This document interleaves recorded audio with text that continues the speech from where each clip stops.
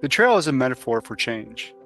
Although hiking, and specifically endurance hiking, is now a big part of my day-to-day, it's not just about exercise. It's about transformation. Each step is a movement towards clarity, purpose, and identity. But movement is one thing, sharing insights gained is another. As a U.S. Marine veteran, I created this space to help other veterans gain clarity, purpose, and identity. Let's walk this path together. This is Trail to Transformation.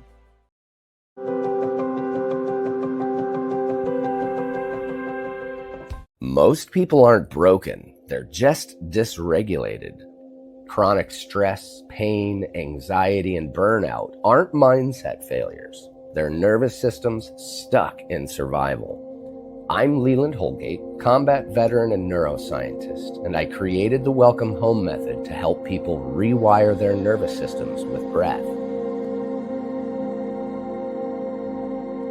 To go deeper, visit thewillfulwarrior.com.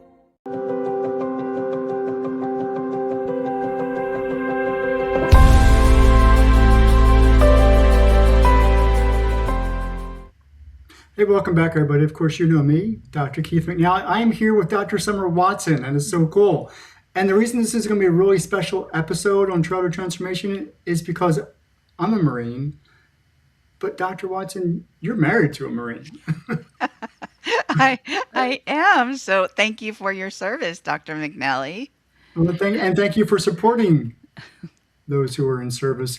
So before we get into a deep dive into the conversation, you're a doctor, but give us some background as to who you are professionally, and then we're going to talk about what it means to be the wife of a Marine.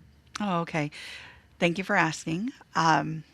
So my name is Dr. Summer Watson. I was not born a doctor. We had to earn that, right? So, I was raised by a single mom in California and essentially went off to college, did that thing. I went to Berkeley. I loved it. And at that point, I learned how to really create communities, systems of support. Once I got out of Berkeley, I took about a little while, a few years, to decide that I want to get married. And after 7 years of dating my boyfriend, my high school sweetheart, we ended up getting married. And he was the one who joined the Marine Corps, and we had a 21-year life as an active duty Marine family. And during that time, I got my master's in human services with a specialty in community counseling, which helped me work in nonprofit, with local government, and building out communities and helping support large grants. I also worked in schools, K through 12, in support of students sitting on an IEPs, SSTs, helping reduce recidivism of folks that are young folks that, had already been to juvenile hall. So there were a lot of things going into communities and doing communication groups and all these different things, which were wonderful. And then when I had received my master's degree, I started working in the clinical field of psychology and assessing people who were homicidal, suicidal, and gravely disabled for 3 years for Sacramento County in California, and then worked for different hospitals, ran different departments, got my doctorate in clinical psych, and then started my own business called Core Women. And so that's what I do today. And so I do leadership development under that business. I run a virtual assistant group under that business. And then I also just launched the Human Forward movement. So, and thank you for posting my website. Well, I appreciate all that information, and we're going to have to come back at another time and maybe talk about all of those things, specifically about building community, because that's core and essential, I think, to any level of success that we are as human beings. You weren't born a doctor, but you also weren't born married to a Marine either. That takes some guts. Joining the Corps in and itself takes guts, but marrying somebody who's in the Corps takes guts. Can we start the conversation there? Like, what actually navigated that? Yeah, high school sweethearts, yeah, but still, what are you marrying into, or did you know it? Okay, so I didn't know it. I had dated a couple of military guys before I started dating my husband in high school, and that was a different situation. Dating and being married into it was different. It looked different, felt different, and you thought you could handle it. It's just a microculture that I just wasn't familiar with in regards to being a spouse to a Marine. And when my husband joined, he joined at a later time in life. Like he joined at 24. And I saw that as later because most of the people we were around at that time who had enlisted, and my husband was enlisted at the time, he was 24. And so the people around us were 18, 19, 20. And so, I felt like we are a little older. I had lived a lifetime already, it seemed like, from undergrad to going off and traveling across the country in my car and driving from California to Connecticut when I got into law school and I had lived that life, right? And so when we got into the military, or I say we because we're family, right? A military family. Um, it felt different. It felt like I was constricted a bit, right? So we were known by our ID cards. Yes, we lived on a base, so there were certain do's and don'ts. Of course, like everywhere else, in regards to following, the rules. But there were also certain expectations of military spouses, of how we were. Perceived, the things that were expected of us in relation to going through certain classes, uh, so that would have a better understanding of the culture. Also, having to go to balls, Marine Corps balls, different dinners, what that cost us, being enlisted, because at the time that my husband was, he didn't make very much money, right? Not much money at all. And I definitely made more money when we weren't enlisted and I was going to college and I was working full time, and so you know and that also impacted my opportunity for jobs, right? So what I could look for, where we landed every time we got orders to a new duty station. So there were just so many things. And no, I was not born a military spouse either, and I had to learn how to be a military spouse and what that looked like for me, right? So, Hmm. So, kind of just to give our audience some perspective, enlisted, you have to live on base. Now, typically, the enlisted, the 18, 19, 20-year old, we're all living in barracks. I lived in a barracks. I was in right. Camp Lejeune, North Carolina. Um, what's the living situation? Because your husband goes in as a, goes to boot camp. Yes. E1, E2, E3, one, you're not making a whole lot of money. Not even considered a non-commissioned officer yet, an NCO. So life on the whole is challenging. So can you talk about that just a little bit? What those For sure. first couple of years were like, living on base, being married, and having to support your husband. Oh my gosh. Wow. That's a Well, lot. okay, break it down into some simple ideas. Okay, okay, simple ideas. All right. So we move in, and this question really harkens back to a feeling, right? Because when I was in college, I had my own apartment. I was a sorority president, so I had my own room in my sorority. So when we went and we were offered housing as a married couple, we were offered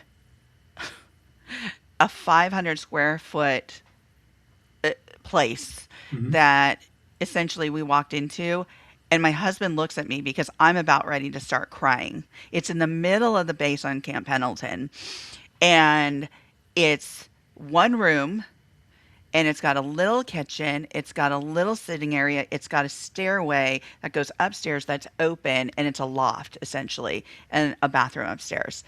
And I was like, this is where we're living.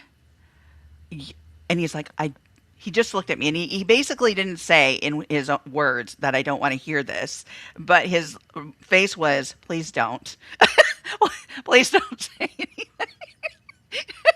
Hmm. And I was just like, oh my God, it's in the middle of base. It's extremely hot. It's a place in the middle of this of multiple apartments essentially, and the two on the outside were two bedrooms, and they had like a front door and a back door. Ours was smack in the middle. It didn't have crosswind, breeze for a wind. It had one window, one sliding. It was so small, and that was difficult. Just that adjustment alone, having and bringing my stuff, his stuff, into a space like that. Did we make it work? We made it work. The second part of that was a job. So at that point, I think we had one car. And because we were really trying to reduce with his amount of pay, we were trying to reduce bills, we were trying to pay off bills, we were trying to do all this stuff so we could manage with that one car, essentially. And so we lived in that space, and I got up, I would take him to work, I would get ready for my job, I would go to my job because he had to be at work at like something insane, like 6 or something, right? And he worked 24 on, 24 off shifts because he worked in the brig, and he was what not an MP, but security. And so anyway, so with that said, I knew that I had to get off of work, that I needed to race home, get him, or pick him up the next day early in the morning, depending on his shift. And so, yeah, that was tough too, because, that interfered with sleep, that interfered with the jobs that I could get, because we were 10 miles outside of the gates, right? Essentially out of the front gate, and then about 4 or 5 miles outside of the back gate. So, maybe 3. And so, yeah, so just finding a job that I liked, that aligned with my values and my system and what I was looking for, and then being able to do that job by managing the house, managing our budget, managing, picking them up and dropping them off. So those are some of the nuances to my experience with just starting out as somebody who had already had a life and then had to learn about the subculture. And so some of the other things that were very interesting, Dr. McNally, were the communication, right? It was the communication. It was the, what was the other factors? The authoritarian military lifestyle, right? So what they dictated of our husband, and then what that resulted in for the family, right? For me, like, so their working hours, if they needed to go somewhere, when they would get information, how would my spouse relay that information? Did he relay that information? Did he forget to relay that information? So those were the things that would cause havoc in our household. Like, didn't you tell me? Or, oh my gosh, you just found out and they want you to do A, B, and C. So yeah, so that was a shift for sure. Because I want everybody who's experienced this conversation when it airs, I want them to feel good about this situation. Yeah. Talk to me about words like sacrifice, commitment, staying with it, all of those things that are going to make this marriage and career a success. Okay. And those are all great questions. So sacrifice. We do make sacrifices. We make sacrifices. Military, the individual makes a sacrifice. They make a sacrifice, but they also do it. And this is what I've noticed, at least in my husband. My husband was not looking for accolades, was not looking for thank yous. He did it to serve his country. He did it because this aligned with his own values. And this is where he wanted to be. And so he wasn't looking for anything else but to learn his job and to be able to support our country and his community of Marines, right?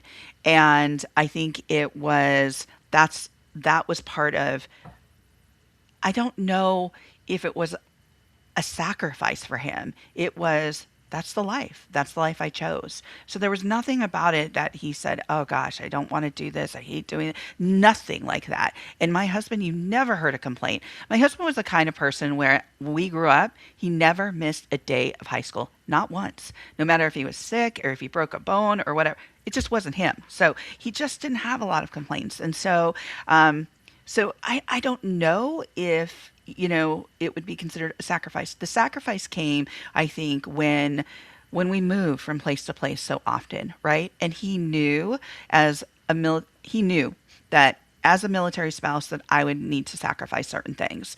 My vision was for myself growing up, being raised by a single mom who was very independent, raised me very independently. She said, you know, you can really be anything you want. And so the movies, and I'm going to date myself here, that I grew up on was like Working Girl, Baby Boom. And so I envisioned myself being with a company, getting tenure somewhere, having that office with a window, staying with that company. And when you marry somebody in the military, that just doesn't happen. It doesn't happen. So, erase that. And that's not easy to do. So it actually took me, and I'll be really honest with you, Dr. McNally, it took me about 10 years to get past that. Well, 10 years, that's a time reference because something happens. He's no longer enlisted. You experienced life as a spouse, both from married to an enlisted spouse and an officer spouse. Same person. Let's kind of get that. Same person. Same person. We talked about culture and community. Yeah. Does the culture and community shift from being enlisted to being in the officer community? Or what does that look like from your perspective? And you laugh. I do laugh because, from a clinical perspective, you are married to somebody who has a distinct personality, right? And that personality doesn't really shift. So a lot of it is incumbent on your spouse. You rely on them for information, communication. You rely on them to, you know, be part of the familial system, right? And what does that look like for them? And that can look different for each military family member or system or family, right?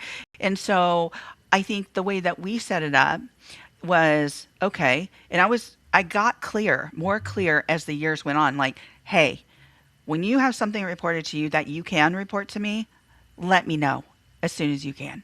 Because that's what's going to interfere with our relationship is when there's a bunch of unknowns out there, yet you've heard about this and you've known about this, and I can't do anything until I know. I can't help you, right? I can't help whether or not you need to be somewhere or I need to adjust my schedule, or those are the things that will interfere with a marriage. I did a study on this, right? So the effects of war on military marriages. So I actually did my doctoral study on this. So there are certain things that will definitely impact a marriage, but what impacted mine was the lack of communication, right?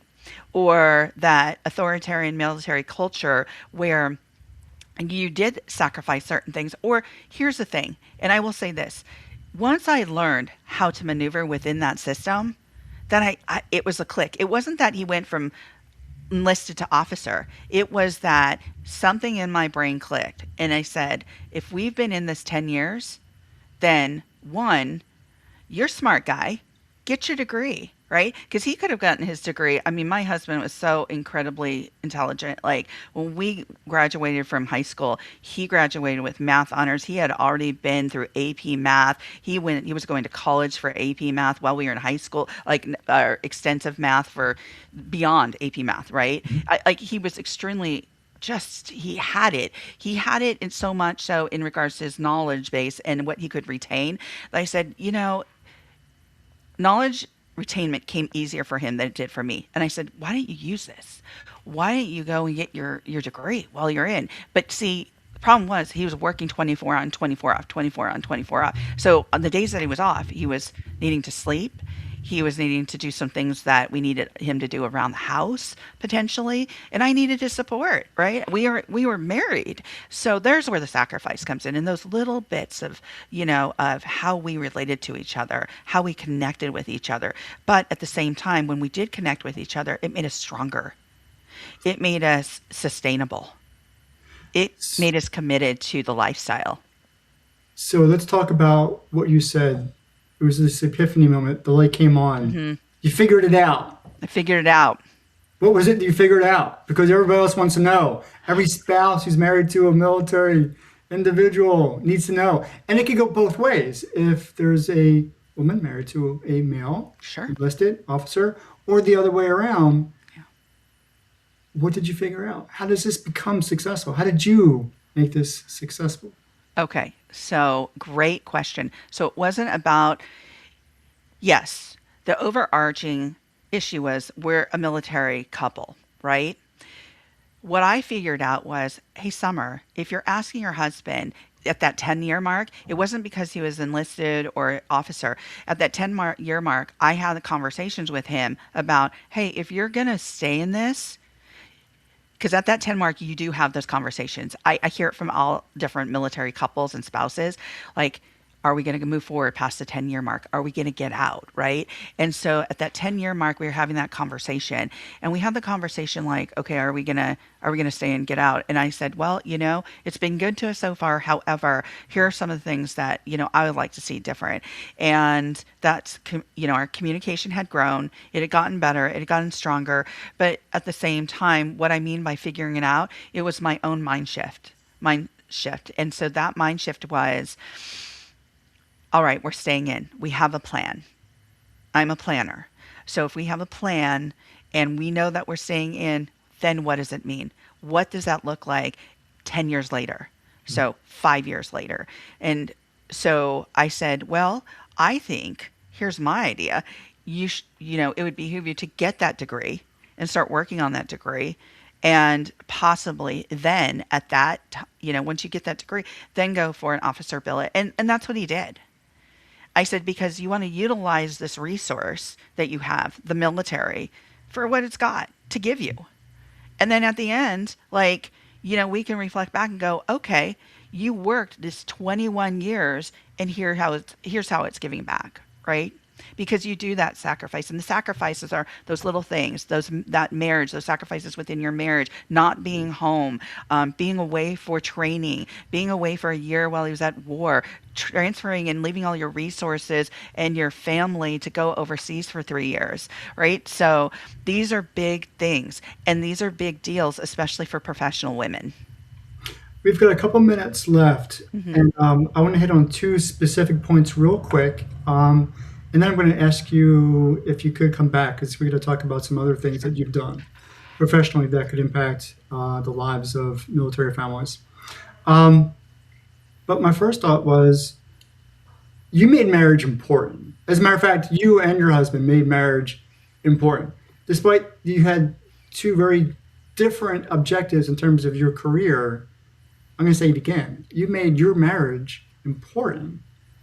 Can you talk to me about that in a couple minutes? Yes, absolutely. We did. We made it a priority. My husband, I have to give him kudos. He is committed.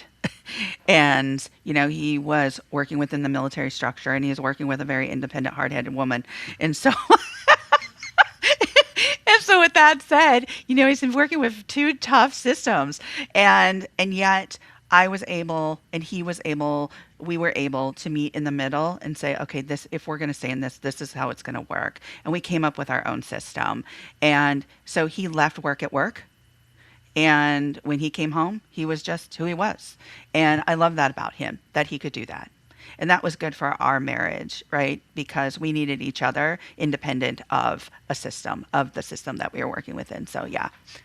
I so appreciate that answer. So my second question is, you did some studies on how war impacts Yeah, the families. effects of war on military marriages. So we got about 2 minutes, maybe two and a half. Can we hint to that? Because again, I want to bring you back and dive deep into that particular conversation if you're so willing. But for right now, can you talk about that? Yeah, just briefly, I looked at several different factors: authoritarian military structure, frequent deployments, ages of spouses, culture, financial concerns, communication between the spouses. So I looked at those particular variables and how that influenced those marriages within that system. And so it goes deeper. It was a qualitative study, so I used phenomenology, which was really devised by Edmund Husserl. And so, again, phenomenology is just a word for somebody's subjective lived experience. So, with that, I'll leave it there. That's a perfect place to leave it. And so I do want to thank you for joining me in this conversation. I totally appreciated it. I do want to invite you back, if you're so willing, to dive deeper into what you just talked about, especially that word that I don't think I can pronounce. But until then, as I always say, I'll see you on the trail. Take care, everybody. Thank you. Thank you for watching Tread to Transformation TV. To support these conversations or to support the foundation, I would ask that you go to givebutter.com/T3missionorg. That's the letter T, the number 3, MISSIONORG. Or go directly to our website at t3mission.org and click the donate button. Or just scan the QR code as you see it on the screen. And as always, I will see you on the trail.